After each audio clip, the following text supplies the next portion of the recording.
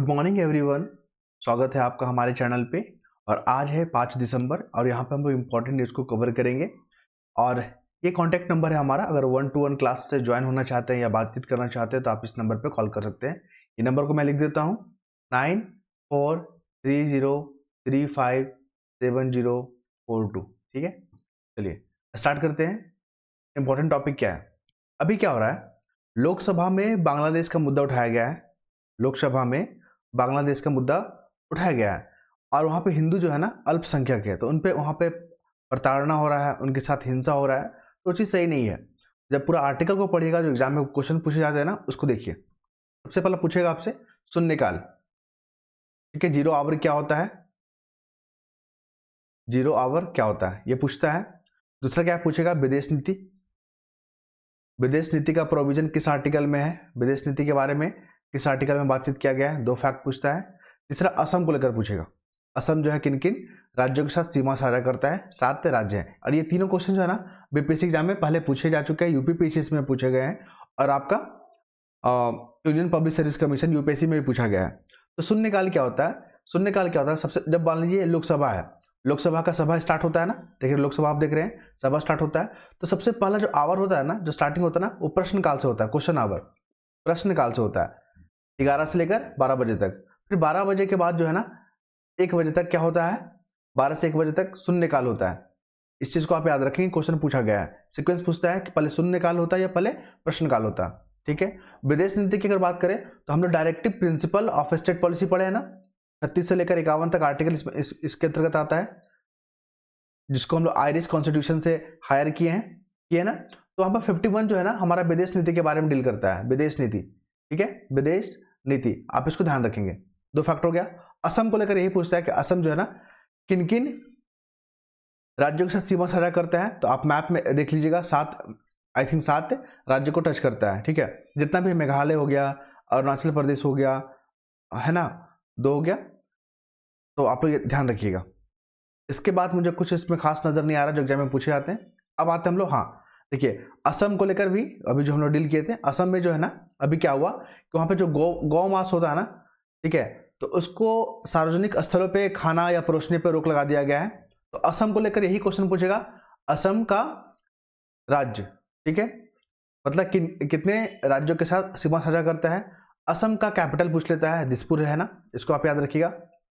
असम में जो है ना आपका कुछ कुछ इंपॉर्टेंट नेशनल पार्क हैं या वाइल्ड लाइफ सेंचुरी है, उसका याद रखिएगा असम में। क्लियर है, और ये इंपॉर्टेंट है, जैसे एक तरफ जो है ना स्टेट का नाम दे देगा, उसके कैपिटल का नाम दे देगा, बोलिए मैचिंग करके दिखाइए। तो असम का दिसपुर होता है, याद रखेंगे आप। वहाँ के मुख्यमंत्री हेमंत बिस्व शर्मा है और वहाँ के राज्यपाल भी याद रखिएगा। आजकल क्या कर रहा है कि गवर्नर दे दे रहा है और स्टेट का नाम दे दे रहा है, मैचिंग करने के लिए पूछ रहा है। तो ये सब चीज को आप ध्यान रखेंगे। नेक्स्ट मूव करते हैं हम लोग यहाँ पे। तो यहाँ से इकोनॉमिक्स में क्वेश्चन पूछे जाते हैं। इकोनॉमिक्स में क्या पूछे जाते हैं मैं आपको यहाँ पर बताता हूँ। सबसे पहला यही क्वेश्चन पूछता है कि भारत का जो जीडीपी है, ठीक है, तो भारत अपने जीडीपी का कितना % जो है उधार लिया हुआ है। ठीक है, तो भारत का जो विदेश जो ऋण है ना, फॉरेन जो लोन है ना, वो 54.81 लाख है, 54.81 लाख करोड़ है। ठीक है, आप इसको याद रखेंगे, पहला फैक्ट। वर्ल्ड बैंक क्या होता है, वर्ल्ड बैंक का काम क्या होता है, जो जितने भी प्रोजेक्ट होते हैं ना, चाहे मध्यम देश वाले हो, मध्यम या कम विकसित वाले देश हो ना, तो उनको यहाँ पे लोन प्रोवाइड करता है। जैसे भारत को जो है ना 3.1% के हिसाब से जो है लोन प्रोवाइड करता है।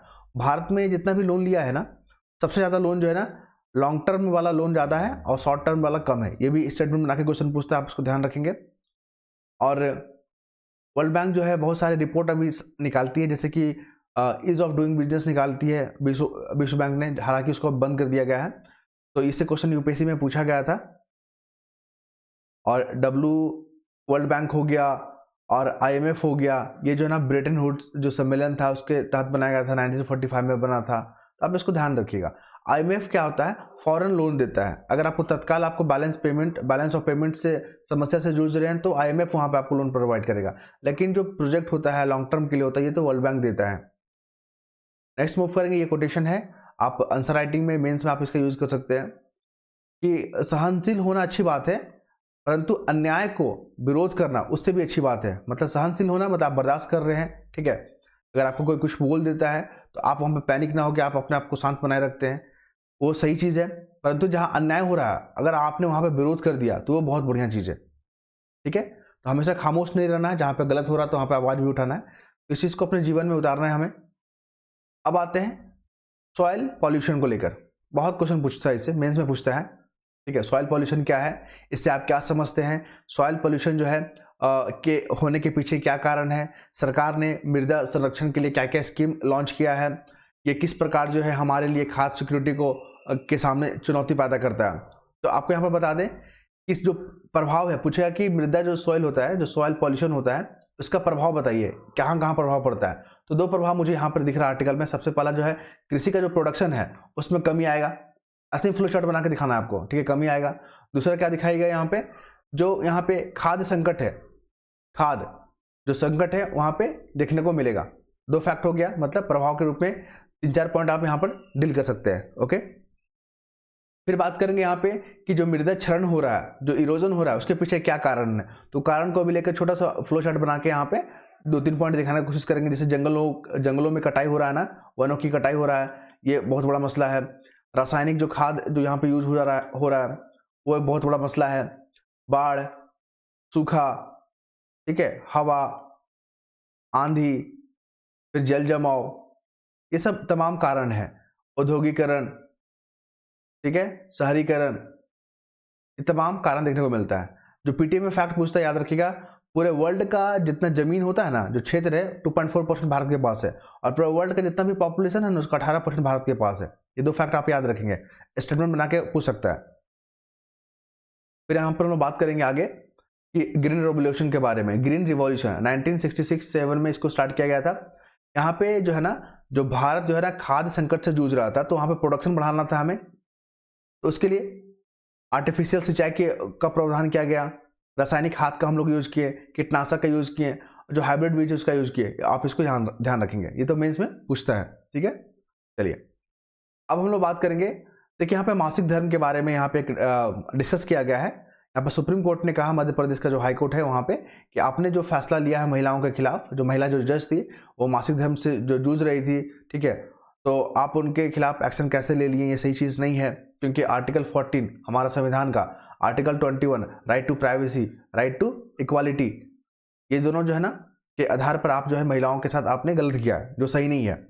तो इसको याद रखिएगा। देखिए आजकल क्वेश्चन क्या पूछता है कि अपने मनपसंद जो साथी के साथ शादी करने का जो अधिकार है, आर्टिकल 21 के तहत आता है। आर्टिकल 14 जो है ना, ये फॉरेनर को और भारत के नागरिक को, दोनों को मिला हुआ है, ये भी याद रखेंगे, ओके। कौन कौन सा अधिकार जो है सिर्फ भारतीय नागरिक को है, तो 15, 16, 19, 29 और 30 याद रखिए, सिर्फ नागरिक को है, फॉरेनर को नहीं मिला है आर्टिकल, ठीक है। बाकी जितने भी है ना वो फॉरेनर को भी मिला हुआ है।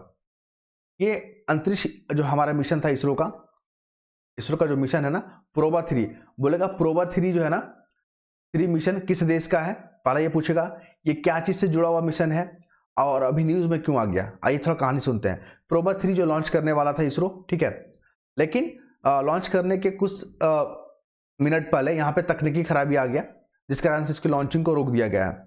ये हो गया। प्रोबा 3 जो ना, सूर्य का जो बाहरी जो वायुमंडल है ना सूर्य का, उसका अध्ययन करना है, इसलिए प्रोबा 3 को लॉन्च किया गया। और ये इसरो का मिशन है, इंडियन स्पेस रिसर्च ऑर्गेनाइजेशन। कौन सा जहाज से भेज रहे थे हम लोग, PSLV C-59, ये भी आप याद रखेंगे, बहुत महत्वपूर्ण है। क्योंकि पिछला बार नासा का जो था ना, आई थिंक कौन सा तो मिशन था, वो वाला क्वेश्चन पूछ दिया था, मुझे याद नहीं आ पा रहा अभी। अब देखते हैं भारत को अब तक जो है ना चीन+1 बोलेगा। चीन+1 नीति क्या है, इसको C1 नीति भी बोलते हैं, इसको हम लोग बोलते हैं +1 भी बोलते हैं, ठीक है। ये नीति आखिर है क्या, न्यूज में क्यों चल रहा है, बहुत बार रिपीट कर रहा है ये। तो देखिए जो भी इन्वेस्टर जो है ना इन्वेस्ट करते हैं चाइना में, तो उनके सामने विकल्प होना चाहिए कि चाइना के अलावा और भी कहीं देशों में कर सकते, जैसे भारत हो गया, तुर्की हो गया, वियतनाम हो गया, ठीक है, तमाम जो साउथ ईस्ट जो कंट्री है वहां पे हो गया। तो वहां पे इन्वेस्टमेंट को ही China+1 रणनीति के रूप में दिखाया जा रहा है। एक और टर्म जो है बहुत न्यूज में आ रहा है, ग्लोबल साउथ। यहाँ पे जो डेवलप कंट्री डेवलप कर चुके हैं उसको छोड़ के बाकी जो भी अंडर डेवलप कंट्री हो गए या कम विकसित देश वाला का जो समूह है ना, ग्लोबल साउथ के रूप में यहाँ पर देखा जा रहा है, ठीक है। चलिए नेक्स्ट मूव करते हैं यहाँ पे, संयुक्त राष्ट्र में फिलिस्तीन को लेकर भारत ने किया मतदान। आपको पता है ना, फिलिस्तीन और इजराइल का मामला जो है चल रहा है, युद्ध चल रहा है यहाँ पे। तो ऑपरेशन फिलिस्तीन और इजराइल की अगर हम लोग बात करें तो यहाँ पे 2 स्टेट सॉल्यूशन याद रखिएगा, बहुत महत्वपूर्ण है। देखिए यहाँ पे फिर दिया गया है द्विराष्ट्र समाधान, ये इजराइल से जुड़ा हुआ है और फिलिस्तीन से जुड़ा हुआ है, ठीक है। भारत इसका समर्थन करता है लेकिन इजराइल इसको नहीं मानता है, तो आप इसको ध्यान में रखिएगा, क्वेश्चन पूछा गया है। फिर हम लोग बात करेंगे नोबेल प्राइज की, जो विजेता है ना नरगिस, पिछले बार इनको नोबेल प्राइज मिला था और ये ईरान की रहने वाली है। तो ये भी न्यूज़ में बने हुए, क्योंकि ये जो है मानवाधिकार को लेकर काफ़ी इन्होंने जद्दोजहद किया है, इस कारण से न्यूज़ में बोलेगा कि नरगिस मोहम्मदी कौन है। तो ये क्या है, एक्टिविस्ट है, नोबेल प्राइज विजेता है। अभी 2 नोबेल प्राइज वाला जो है ना व्यक्ति न्यूज़ में आ रहा है। एक तो आपका बांग्लादेश का जो मोहम्मद यूनुस है, मोहम्मद यूनुस जो कि अंतरिम सरकार वहाँ पर चला रहे हैं, यूनुस खान आई थिंक, और दूसरा कौन है, नरगिस। ये दोनों नोबेल प्राइज इनको मिल चुका है। मोहम्मद यूनुस को जो है सेल्फ हेल्प ग्रुप के लिए मिला है, माइक्रो फाइनेंसिंग के लिए मिला है इनको, ठीक है। और नरगिस दत्त को जो है ना मानवाधिकार के लिए मिला है। तो आप इसको दोनों को ध्यान रखिएगा। अब बात करेंगे हमारी, ये शिवराज सिंह चौहान है और ये ग्रामीण मंत्रालय देख रहे हैं, ग्रामीण विकास मंत्रालय। यहाँ पे जो है ना वेस्ट बंगाल ने आरोप लगाया कि केंद्र सरकार जो है मनरेगा का राशि हमको नहीं दे रही है, ठीक है। क्वेश्चन यहाँ से नहीं पूछता, क्वेश्चन पूछता है मनरेगा को लेकर। मनरेगा क्या है आपको पता ही है, 100 दिन का यहाँ पे गारंटी मिलता है रोजगार का। अगर आपको रोजगार नहीं मिलता है तो आपको फिर अलाउंस मिलेगा, याद रखिएगा। यूपीएससी में क्वेश्चन क्या पूछा है कि मनरेगा जो स्कीम है ना किस मंत्रालय के तहत आता है, तो ग्रामीण विकास मंत्रालय, ठीक है, ग्रामीण विकास मंत्रालय। ये क्वेश्चन बहुत बार रिपीट किया है, आप लोग देखिएगा प्रीवियस ईयर क्वेश्चन में। दूसरा क्या पूछता है, प्रधानमंत्री गरीब सड़क योजना है ना, जो जिसको 2000 में शुरू किया गया था, ये भी ग्रामीण विकास मंत्रालय के तहत आता है। अब आते हैं झारखंड में, जो है ना ये हेमंत सोरेन सरकार थे पूर्व में, और ये फिर से इलेक्टेड हो गया है, जो कि बहुत अच्छा चीज़ है ये। तो हम लोग यहाँ पर जो बात करेंगे प्रोटेम स्पीकर के बारे में, मैंने कई दफ़ा जो है प्रोटेम स्पीकर के बारे में बात किया है।